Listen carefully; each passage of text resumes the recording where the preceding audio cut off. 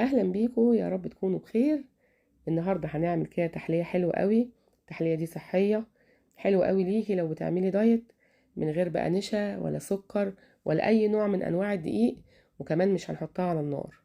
تحليه حلوه قوي وسريعه، تقدري كده تعمليها بالظبط كده في ثانيه الا ثانيه.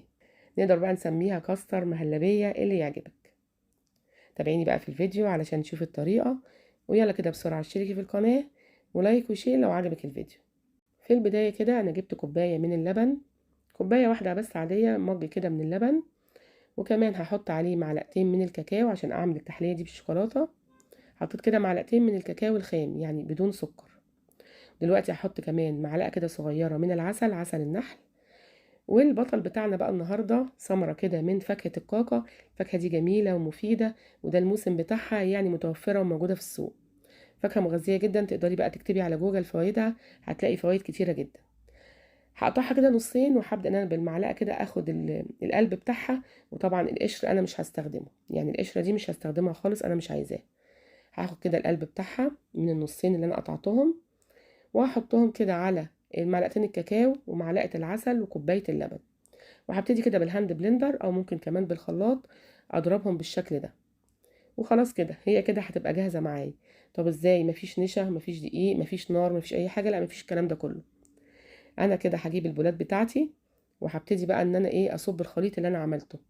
طبعا اللي هتبقى مسكره وهيبقى طعمها حلو جدا، لان الفاكهه اصلا يعني سكرها عالي. انا استخدمت قطعه فاكهه واحده بس للبولتين اللي انتوا شايفينهم دول، طبعا حلو جدا. هدخلهم دلوقتي بقى التلاجة كده، وهسيبهم ساعتين 3 4 زي ما انت عايزه. يعني انا بصراحه سبتهم ساعتين، وهوريكم بقى شكلهم زي ما شفتوا كده في اول الفيديو. يعني بصراحه كانت مفاجاه، انا شفت الوصفه دي وحبيت انفذها معاكم. بس بصراحه جميله جدا يا جماعه، من غير سكر ولا دقيق ولا نشا ولا اي حاجه خالص. شايفين بقى البنوته الصغيره بتاعتي ما صدقتش، راحت جايبه كده معلقه واخده منها، لقتها جمدت، فقالت لي الحق يا ماما ده هي جمدت. فبصراحه المهلبيه دي او الكاستر، قولي بقى زي ما تقولي، تحليه حلوه قوي قوي ومفيده وصحيه، تقدري تعمليها للولاد في اي وقت من الاوقات. استغلي بقى الموسم بتاع الكاكا واعملي لهم بقى المهلبيه الصحيه دي، طعمها حلو قوي. حطيت كده شويه مكسرات، شويه جوز هند على شويه مكسرات زي ما تحبي. عايزه اقول لكم بقى طعمها حلو قوي. عايزه اخد معاكم كده بقى بالمعلقه علشان تشوفوا القوام بتاعها. بجد يا جماعه تحفه، جربوها حلو قوي وهتعجبكم، وكمان مفيده وصحيه. شايفين بقى القوام بتاعها؟ هوريه لكم دلوقتي. حلوه جدا زي ما تكوني كده مطبخاها على النار بالنشا، زي ما بنعمل المهلبيه العاديه سواء بالشوكولاته او بالفانيليا. بصراحه يا جماعه تحفه قوي. مكوناتها سهله وبسيطه، وكمان صحيه، وتقدري تعمليها في اي وقت. وجمدت معايا في حوالي ساعتين بس مش اكتر.